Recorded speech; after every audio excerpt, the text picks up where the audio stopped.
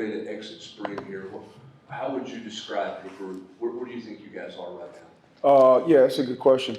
I think we got a bunch of guys who are eager to learn. We've obviously got a bunch of new faces in that room, a lot of young guys. The description would be guys that are eager to learn, but we still got a ways to go with technique, fundamentals part of the game. What I have enjoyed is seeing those guys come to work every day with the right mentality. Guys feeding off each other, pushing each other has been something that's been cool to see so far. But those guys are eager to learn, they want to grow, and that's all you can ask for. Ryan and Adam. How would you say spring has gone for Mike Matthews, and where has he grown since last year? He's took a jump in just his day-to-day process. Like, he comes to work with a like mentality every day, like to want to get better. I think there's still a ways to go in the consistency area. I think that happens naturally as a young player with him being the second year in his offense. But what I have seen and what I have enjoyed is the way he competes every single snap, which is a jump from what he was as a true freshman. He's one we're going to count on. He's one we're going to expect a lot from. He's one that's going to meet the standard every single day. He's done that for the most part this spring.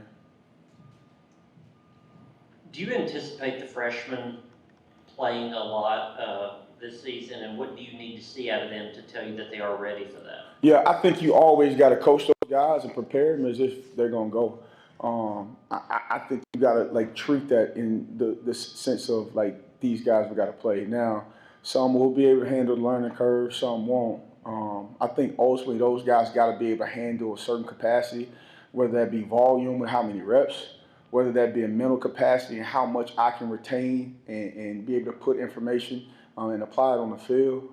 I think that's both physical and mental, but that's what you want to see to show that, hey, this guy's ready. Because ultimately you don't want him thinking on game day. You want those guys being able to play natural.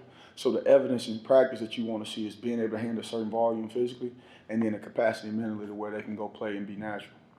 Austin and Paige. Kelsey, I fully understand you got to coach the guys that are in your room, but you only have 7 once Joe Kim gets here. What's the perfect number for scholarship guys that are ready? I think that's hard to say. I think it really depends on your room. Sometimes 11 is a perfect number. Sometimes 7 is a perfect number.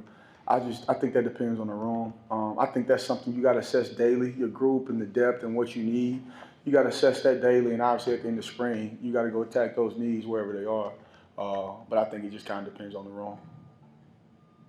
Nico said during the break that him and Mike Matthews were able to connect a little bit in California. How much do you think that extra time they spent together has helped Mike Matthews take that next step in spring?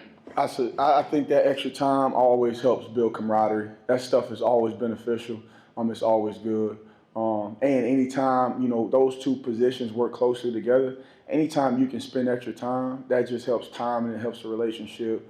Those things benefit us a ton. So as much extra time as those guys can get together out of the building, it helps us a hell of a lot.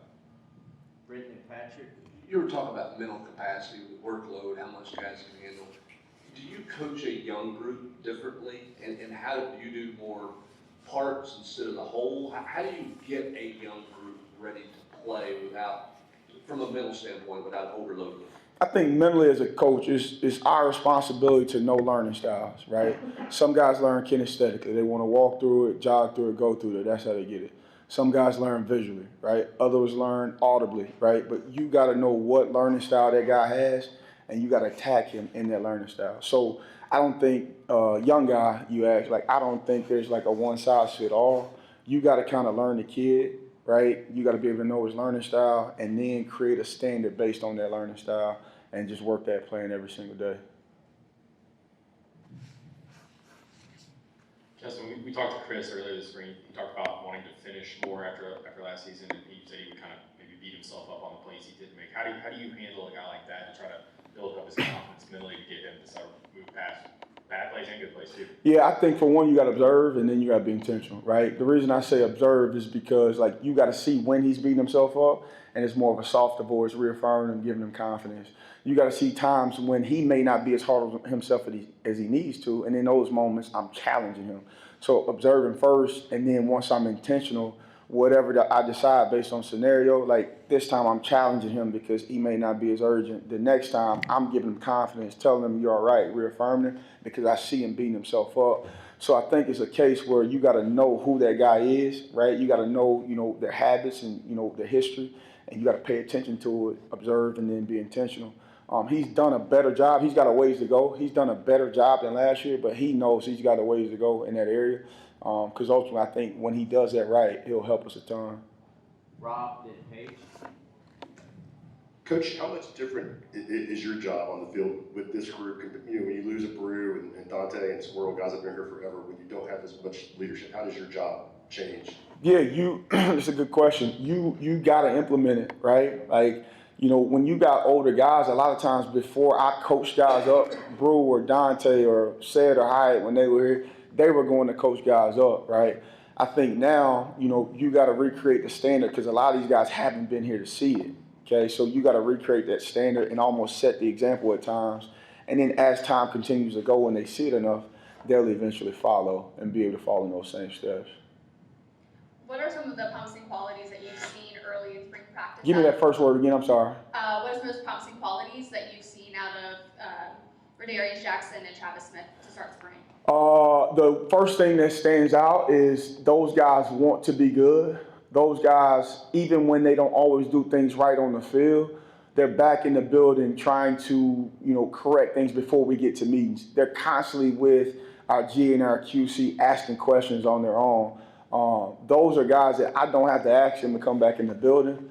They're in the building on their own. I think that's an important quality because even when I need to get better, typically kids like that, they'll find a way to develop. Like you can develop them because it's important to them. And they show that by being in the building and wanting to correct things every single day. So those are two freshmen that I think are very headstrong because even when they have tough days, they keep the same approach. They're not letting their emotions and feelings and ego get in the way of them getting better and developing. And so when I think about those two guys, that's the first thing that stands out. And they're pushing each other, which is always good.